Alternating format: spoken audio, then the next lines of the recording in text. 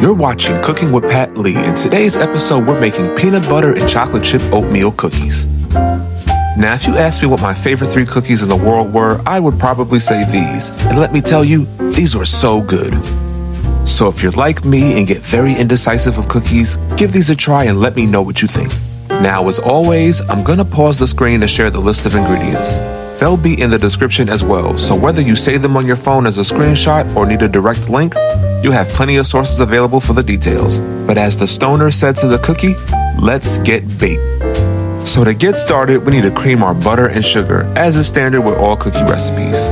Now, I will say that you can use a hand mixer or a spoon for this if you don't have a stand mixer, but since I do, and it's a little bit easier for me, that's what I'll be using. We're going to start with 1 whole cup of light brown sugar, making sure that it's packed to the top. And that's going to be followed through with 1/2 cup of granulated sugar. Now to the bowl, we're going to add 1 whole cup of unsalted butter, which is the equivalent of 2 whole sticks. Now, as with any cookie recipe, make sure that the butter is room temperature and softened so that it's easier to cream.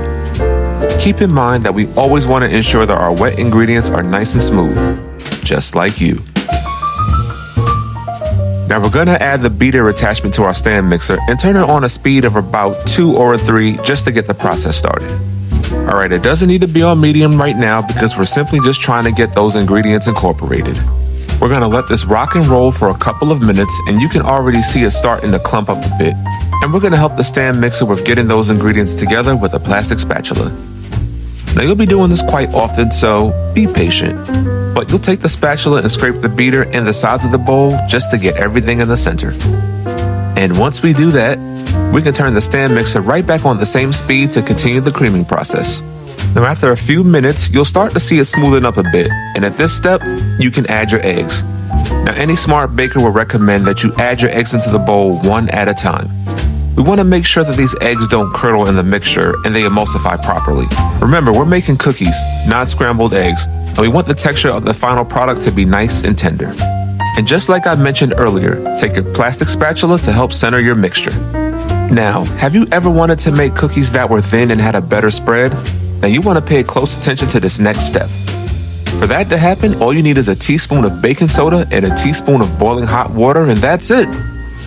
When you mix those 2 together and add that to your wet batter, trust me, you'll be treated to a cookie that's softer, chewier, and just so much better than if you were to just make it without this step.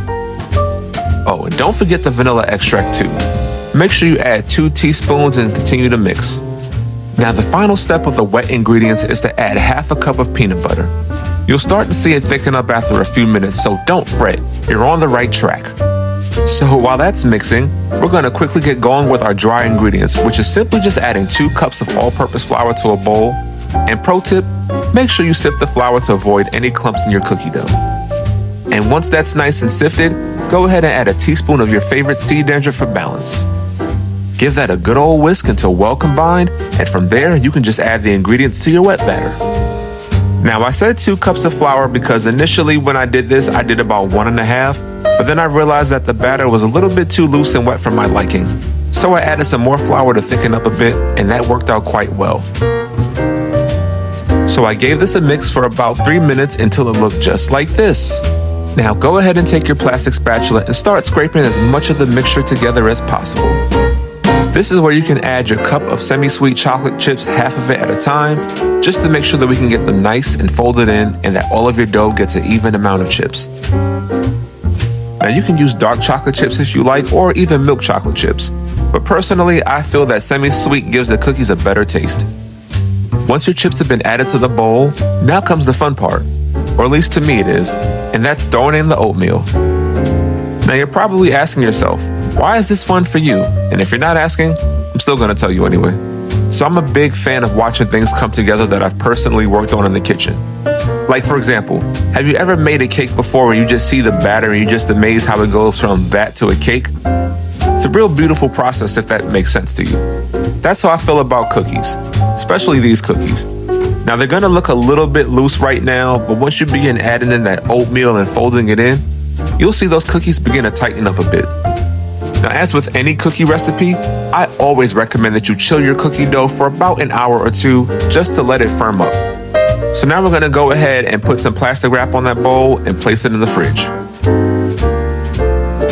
Now after chilling my dough, I preheated my oven to 375 degrees Fahrenheit. As you can see, the cookie dough has firmed up quite nicely, and I have a silicone-lined baking sheet ready to add the cookies to it. Now there are several ways that you can essentially go about placing the cookie dough on the baking sheet, but personally, I always find that the easiest way is to simply take an ice cream scoop, scoop up the cookies into a ball like so, and place the cookies on a pan like this. To me, this is easier because you get a cookie that's essentially going to be the same size across the board.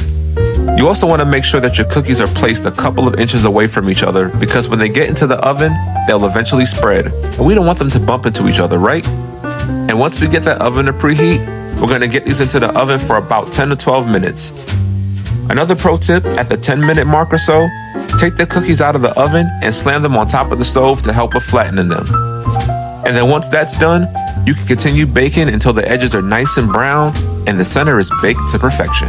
I let these sit on the pan for about 5 minutes and then I finish cooling on a wire rack and that's it. You've got a chewy, decadent cookie that will really excite those taste buds. My only critique is that I shouldn't have eaten so many cookies. To put things in perspective, I made a dozen of these, froze the rest, and ended up eating about 3/4 of the cookies within 2 days. Judge your mama. But they were so good. And I mean, if you try these for yourself, you know exactly what I'm talking about. Well, that's it for this video, my friends. I really hope you enjoyed it and I really hope you learned something today. If you'd like to get the full free recipe, I'll share where you can find it in the description below. Comment your thoughts in the comment section. As always, thanks for watching.